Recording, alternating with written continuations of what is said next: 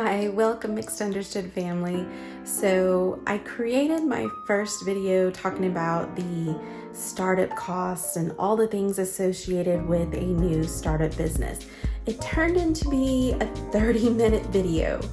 Who wants to spend the next 30 minutes with me talking about startup business costs, pros and cons? Exactly.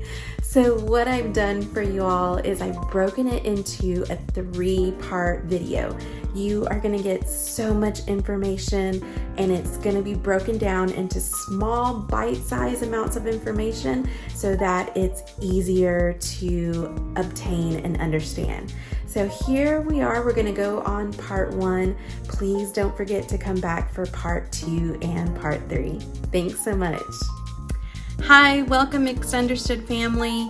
Thank you so much for coming and joining with me today. What I would like to talk to you all about are the pros and cons of your new startup business and some of the things that I learned along the way that hopefully I can help you avoid some of the same mistakes. So let's dive right on in.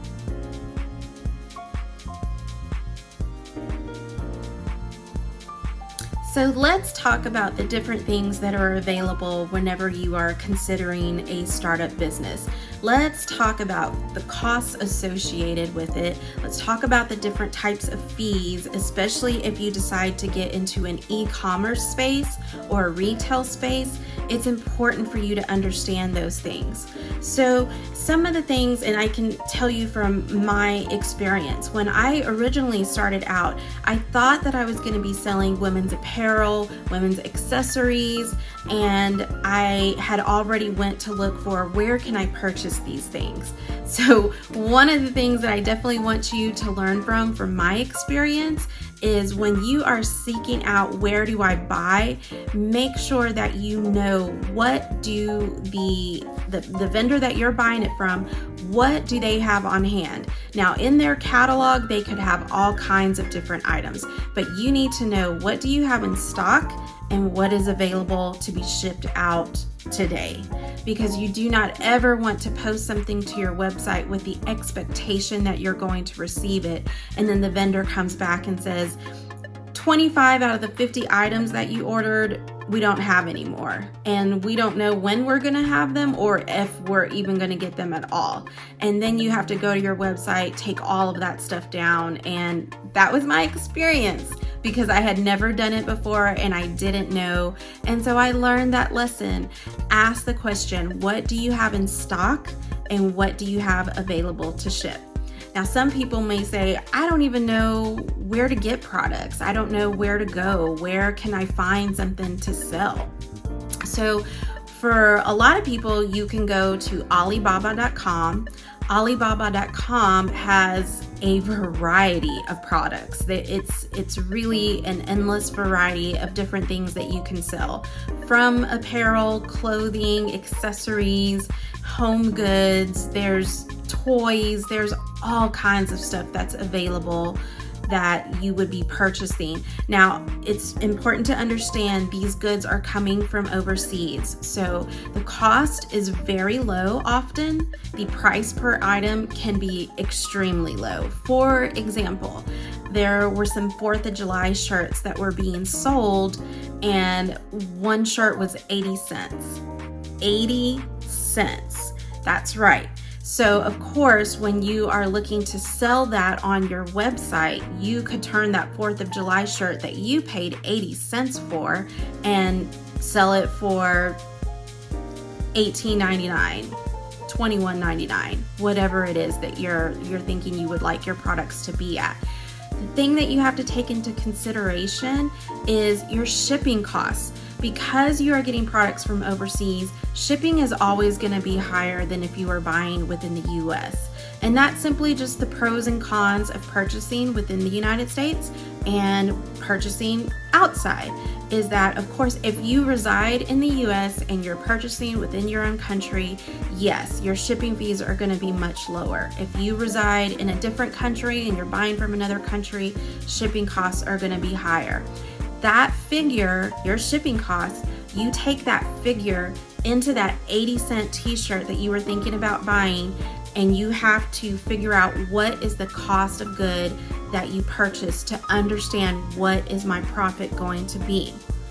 So again, you take the amount of the item, you take the shipping costs. The shipping cost has to be, if you purchase 50 different items, then you will take your shipping cost. Let's just say the shipping is at $40 shipping. So you would take that $40, divide it by the number of items that you're purchasing, and that will give you a price per item of how much the shipping cost.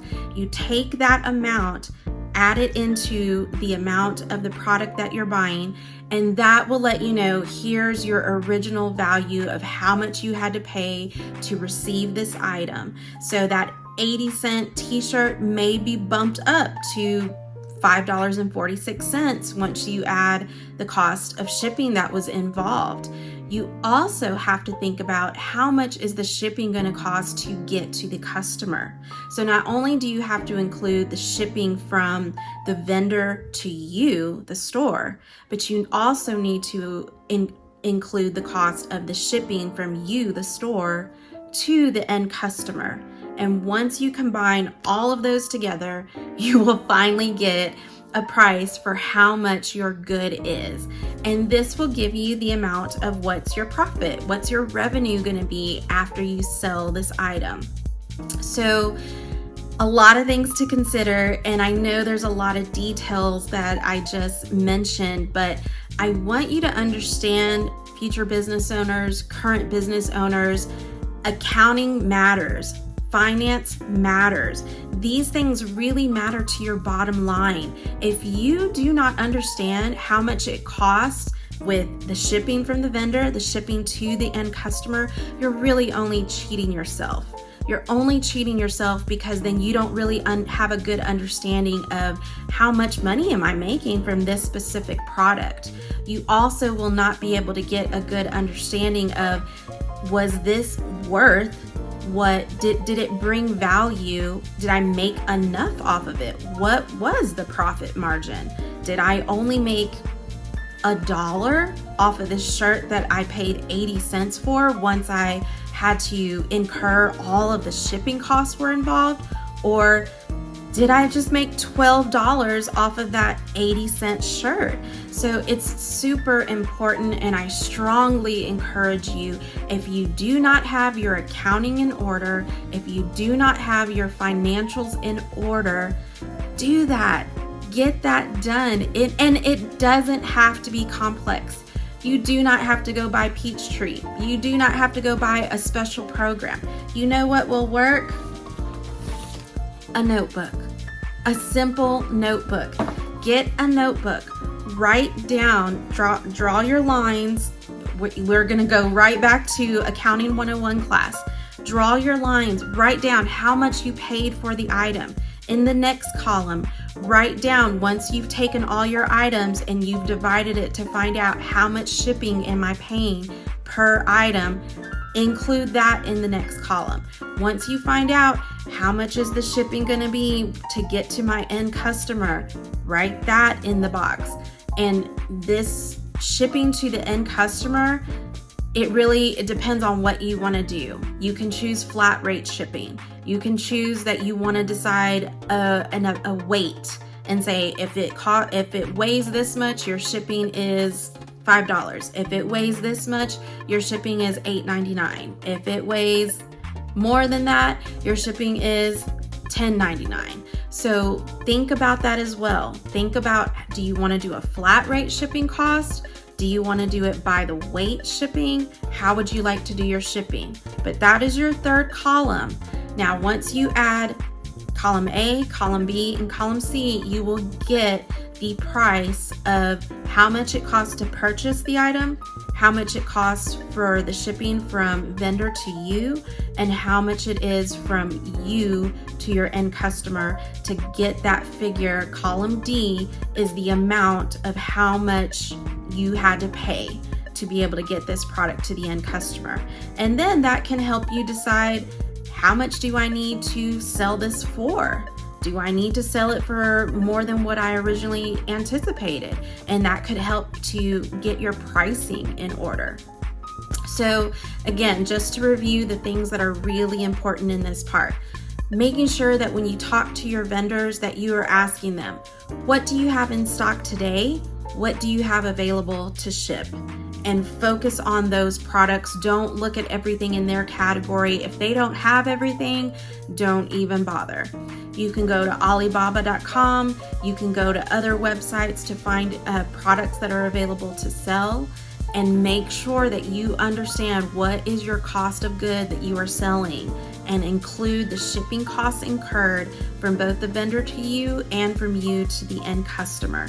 This will give you the amount, the dollar amount that you would be having to pay, the cost incurred, and it'll help you to decide how much to sell the product for, so that you can get your profit and know how much profit you are making for each and every product that you decide to sell. Thank you again so much, Mixed Vendorship family. Don't forget to come back for parts 2 and parts 3.